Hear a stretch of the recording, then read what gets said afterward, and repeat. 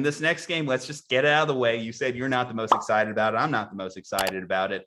Let's talk the San Francisco 49ers going into Cincinnati. Second straight road game for the 49ers. My main thing that I worry about going into this game, actually a couple things here. So a couple weeks ago, they lost Mike McGlinchey. Well, they get to face Trey Hendrickson, who now has 8 straight games with a sack, with right tackle Tom Compton, who got his first start with the 49ers last year as his first NFL start in 2-3 years, I believe, going against one of the league's leading pass rushers. That's not a great combo. What also isn't a great combo is Emmanuel Mosley, our starting cornerback, who actually started to turn into a really good cornerback for us over the last stretch of games. He's out, meaning Josh Norman and Deontay Johnson are going to be our leading corners going against Tyler Boyd, T. Higgins, Jamar Chase. Bright side, Joe Burrow might be a little bit banged up. He was throwing the football around today, limited snaps today, but he had not thrown the football since the game against the Chargers because I don't know if you saw the images, but Joe Burrow's hand swelled up quite a bit. I don't know if he banged his hand off of someone's helmet, got it stepped on, but either way, potentially facing a fracture or something going on there. I don't know. Maybe it's just a bad hand bruise.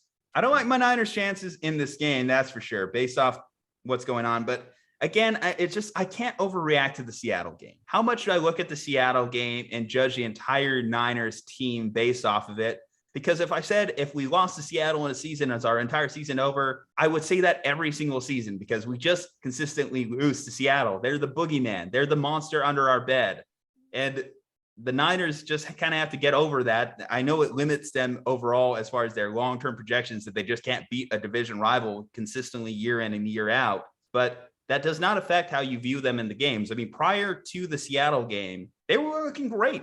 Obviously, a big win against Minnesota, big win against the Rams, who they own, blowing out the Jaguars as they should. I just hope for them, and it doesn't look like it's going to happen, that they could get Deebo Samuel back. Deebo Samuel, the only wide receiver to have 1,000 yards, 5 rushing touchdowns, 5 receiving touchdowns. Only 3 other players have had that stat, and he is the only wide receiver to ever have that stat. So puts a lot of pressure on you, puts a lot of pressure on Kittle. The running game with Elijah Mitchell, that is the key for the Niners offense as a whole, because the Niners offense, what they want to do, they want to have 40 rushing attempts in a game. And there's nothing wrong with that. If that's how you win games, that's how you win games. We saw with Mac Jones on Monday Night Football. You could win not having to throw the ball necessarily. You could win with Jimmy Garoppolo having 20 to 30 passing attempts. That's their formula for success. Can they do it against the Bengals? I would have loved if the Bengals were coming off a win. That's the problem. I would have loved if the Bengals were coming off a win going into this game, but instead they have to go in and have a disappointment game against the Los Angeles Chargers. With that said, I'm still going to do it. I'm going to hang my hat on my team here. I'm going to go with the San Francisco 49ers to have a rebound performance. All right. The 49ers are such a confusing team this year. The Cincinnati Bengals are probably an even more confusing team this year. This game is gross and disgusting, and I will technically watch it because it'll be on during the red zone. So I imagine it'll pop in a few times.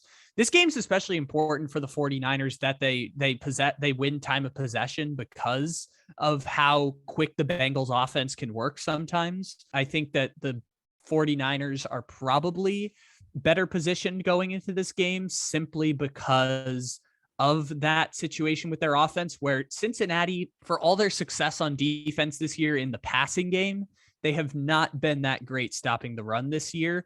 It's the reason that they're not an elite defensive unit in the NFL this year, is they've been very good at stopping the pass, but less than great at stopping the run so far this year. So this could be a big moment for the 49ers to employ a Kyle Shanahan strategy of 20 play drives that take up 12 and a half minutes and lead to field goals. If Kyle Shanahan wants to do dumb stuff like that, this is the week you can get away with it, other than obviously the Jaguars when he did it last time.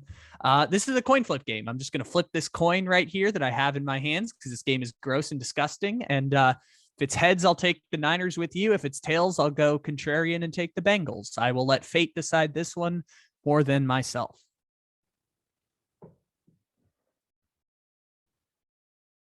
It is heads. That means I'm with you on the 49ers as well. So I was tempted to pick against you and play the Art of War style of let your opponent make the mistake and then you capitalize on it.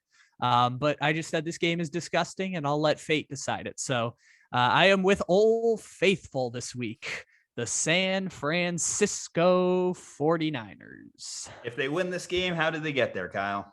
Probably very, very slowly. About 5 field goals, add a touchdown in there, 22 to 17, 22 to 14. Very, very slowly. In our defense, I don't think we've really played that game to that extent, because in the previous 3 wins, they did put up over 30 each of those games. And they did put up 23 against the Seahawks, driving down to the 1-yard line only to be stopped on. And I know you hate this, but I have to say it.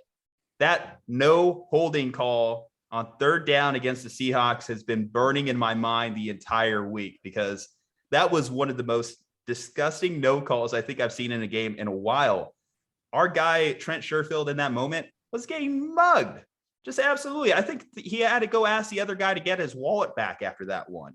That's how bad that he had the guy hanging off him. I understand it's a series of events and you shouldn't leave it to one play at the end, but 1st down, 20 seconds left from the 1-yard line versus 4th down on your own 5. That's a huge difference there. And I was definitely taken aback by that one, and that one hurt. But again, what can I expect? It's Niners Seahawks. I just have to move on. I just have to let it go. A little goose fraba, a little serenity now, because that's the only way I'm going to get through those weeks. I will say Deebo Samuel being out makes me feel less confident in the 49ers going into this week, because they have, like, for all the jokes we used to make about them just being an offense that just ran the ball all the time, they have really good weapons now. George Kittle and Deebo Samuel is, I know Kittle plays tight end, but that's 2 legitimate wide receiver ones that you have on your team right there. Coming off a 180-yard performance in the last game against the Seahawks, yeah, George Kittle had his best day of the season.